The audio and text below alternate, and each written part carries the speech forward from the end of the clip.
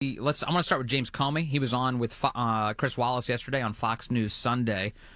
He says he was wrong about FISA and that the process was totally fine. In fact, here's James Comey, cut 15. I wanted everyone to hear this. You say that it was handled in a thoughtful and appropriate way. Yeah, he's right. I was wrong. I was overconfident in the procedures that the FBI and Justice had built over 20 years.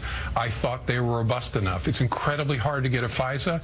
I was overconfident in those because he's right. There was real sloppiness. 17 things that either should have been in the applications or at least discussed and characterized differently. It was not acceptable. He said there was real sloppiness when they were surveilling the Trump campaign, Joe DiGenova. On July 5th, 2016, at the end of James Comey's news conference where he exonerated Hillary Clinton in the email server scandal and usurped the functions of the Attorney General of the United States, I declared him to be a dirty cop. Nothing proved it more than his interview yesterday with Chris Wallace. First of all, it's not hard to get a FISA warrant. It's very easy to get a FISA warrant. It's all done in secret. There's nobody around to buck you. You get what you want. Comey is an unabashed liar. He was fired as FBI director for insubordination, for lying to people, and for abusing the power of his office. The continuing interviews of him on television are disgraceful. Chris Wallace did a credible job yesterday, but he missed a number of very important opportunities to question Comey. Comey is nothing more than a liar. It is so sad to see what he has done to the FBI. These were not minor matters. First of all, there weren't 17. There are more than 50 major errors when you go back and you look at the appendix, which are attached to the Horowitz report. This was a purposeful effort on the part of the FBI to spy on an American citizen, and in so doing, to spy on all the people who communicated with Carter Page in an effort to get information to use against Donald Trump. And the notion that James Comey can sit there with straight face and say that the Donald Trump campaign was not spied on is truly, really sickening. For all of us who believe deeply that federal law enforcement has been severely harmed by what he and the people up there did. By the way, he denied during the interview that he knew about all this stuff because this was handled at the lower levels of the Bureau. No, it was not. This investigation of Carter Page and the Trump administration and the Hillary Clinton email server were all handled out of his office on the 7th floor of the FBI. Another big fat lie by a guy who should be institutionalized for treatment. I mean, this guy is either the best actor in the world or he's mentally ill. Hi, this is Jesse. I'm so grateful you're here because this has just been the talk all morning for us. Chuck Ross said what's so disingenuous about Comey suggesting that he had no engagement or involvement in this is that for 2 years he was confidentially putting out the innuendo that Trump and company are Russian assets. You say what? Well, he was part of a conspiracy led by John Brennan and others, including the Secretary of Defense, Ash Carter, who knew about the illegal FISA spying that was going on by FBI contractors that started in 2012. Once the FISA court, under the fantastic work of Admiral Mike Rogers, who was the director of NSA, once Rogers discovered what was going on, the illegal spying by FBI contractors, he stopped the illegal access to American citizens' telephone and email data. That's when the FBI had to figure out a way how to continue to spy on Americans, and that's when they went after Carter Page to use the FISA warrants to get information. There's just no doubt that what the FBI did over a number of years under the tutelage of James Comey was violate the civil rights of an innumerable number of Americans. And by the way, all of the unmaskings which occurred during the Obama administration were authorized by President Obama, Susan Rice, Clapper, Brennan, and Comey. So I hope that Durham, amongst his many chores, is investigating not only the leaks of classified information, not only the unmasking, not only the illegal seeking of warrants. The list goes on. And I think, actually, Comey's presence in all of its obnoxiousness is actually very healthy for a democracy, to see what can happen when someone with that much power becomes so craven politically, so vile, so vicious, so has such an animus toward a person like Trump that he is willing to disobey the Constitution and violate the rights not only of Carter Page, but of hundreds and hundreds of Americans who were covered by those FISA taps. Yeah, and he only makes that point stronger when he tells such bald-faced lies as this one that he told to Chris Wallace. Wallace confronting him about it during the interview. Take a listen. Inspector General did not find misconduct by any FBI people. He found mistakes and negligence and oversight. No, that's not true. In the case of Kevin Kleinsmith, he has referred it for a criminal investigation. Right, but that's not been resolved. This business with the lawyer changing some email to a partner on the team. I mean, you make it sound like it's not much. It's very important. It's very important. I mean, not a source to not a source is a big deal. Remember, yeah, I mean, you have James Comey, Joe DiGenova, saying there was no misconduct. The IG found none.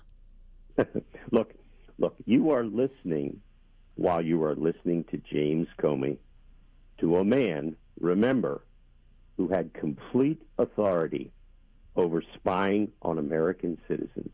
You know, I gave a speech at Hillsdale College where I started off by saying it used to be that the FBI spied on the Russians. This time, they spied on us. Nothing is truer than that. James Comey led a cabal. He did it under the aegis of having lawful authority. He did it under the color of law. He lied repeatedly about it. Just think about what he said in that interview about what Kleinsmith, the lawyer, did. Kleinsmith changed a document from the CIA which said that Carter Page was in fact an asset of theirs who worked with them, and he was credible. Kleinsmith, an FBI lawyer, mind you, changed that email to say that Carter Page was not an asset of the CIA. Comey says that's a nothing burger. James Comey is a very sick man. Sick. All right, we're going to spend more time with Joe DiGenova in a minute. We want to get his reaction to the impeachment news this week and more on that Inspector General report and the abuses it revealed. All right, we're talking to former U.S. Attorney Joe DiGenova. We haven't had a chance to speak with him since the release of the Inspector General's report, so I want to get into some of what he found interesting there. Joe, we already talked about Kevin Kleinsmith, the FBI lawyer, manipulating emails to make them say the opposite of the truth. That's a huge deal. We also found out that the President of the United States, an FBI agent, went in to supposedly brief him on general matters related to Russia, he and General Mike Flynn, and instead was gathering intelligence on both men. And we also found out that they interviewed Christopher Steele's subsource, his primary source for that dossier funded by the Hillary campaign. Found out that the source thought that Christopher Steele lacked credibility, but the FBI didn't tell the FISA court, instead referring only to the subsource as, quote, credible, and using that to reapply yet again for a surveillance warrant against the Trump campaign. What stood out to you as among the most egregious? All of it. Yeah. Let me just underscore that the Horowitz report, notwithstanding its conclusions, which are irrelevant, the raw data in the Horowitz report is a frightening example of 1984. It is Orwellian. We have the most powerful law enforcement agency in the world with vast surveillance authority through its use of NSA databases and its own wiretap authority under FISA, spying on a presidential campaign, falsely accusing Americans of crimes, entrapping people into crimes, knowing them to be innocent, lying about those things that they did to federal courts, and after being made aware that they had been discovered, continued to lie. This is the greatest scandal of law enforcement and intelligence in the history of our country. And I am so angry about it as a former United States attorney and independent counsel, and as a person who worked on the first FISA court submissions that went back in the 70s, that I cannot tell you how anxious I am for there to be criminal charges. Not because that's a wonderful thing. It's a necessary thing. This is not good enough to have people come on television and give answers for what's in the Horowitz report. The Horowitz report is only part of it. You have to go back and look what they did in the Hillary Clinton case when the senior Justice Department officials ignored the destruction of more than 30,000 emails under subpoena and did nothing about it. Everybody has to understand that Comey got away with this, and the people at the FBI and at the CIA got away with this because all the senior people at the Justice Department were just fine with this. Sally Yates, Miss Pretty Please from down in Georgia, Loretta Lynch, Eric Holder, Susan Rice, James Clapper, John Brennan, and President Barack Obama. Remember what Lisa Page says in her text message.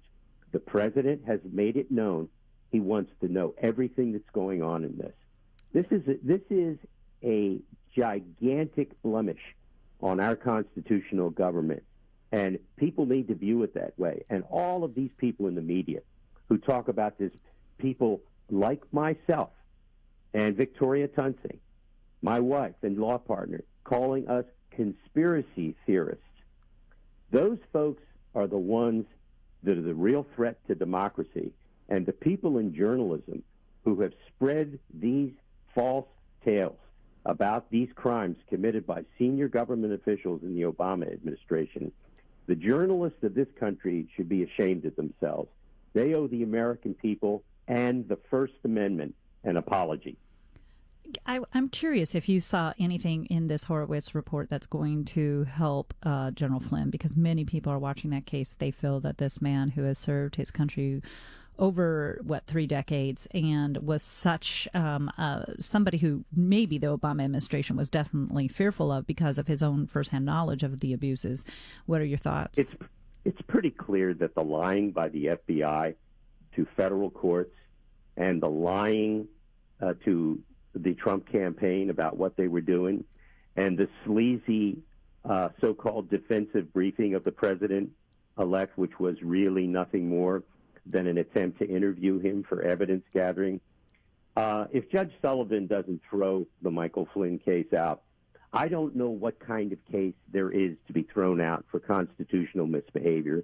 It's pretty clear that everybody involved in the Flynn case, who were all part of a group selected by Andrew Weissman.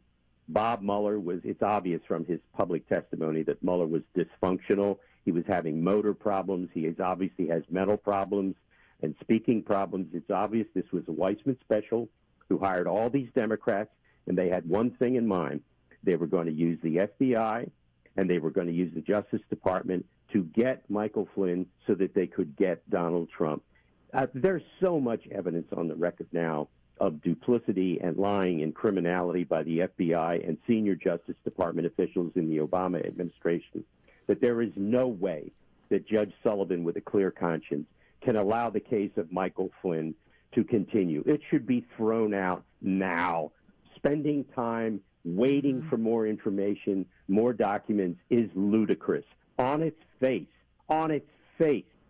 it's clear that he was framed and that his original lawyers from Covington and Burling were complicit in unprofessional conduct. These are the folks, Covington and Burling, who advised him on his pleading and on his filings under FARA, and yet they remained his lawyers and negotiated a plea. Well, you can't make this stuff up. This is beyond Kafkaesque. Well, there's never enough time to get to all the stuff we want to with Joe DiGenova, which is why we'll have him back next week. Joe, thank you. Good to have you.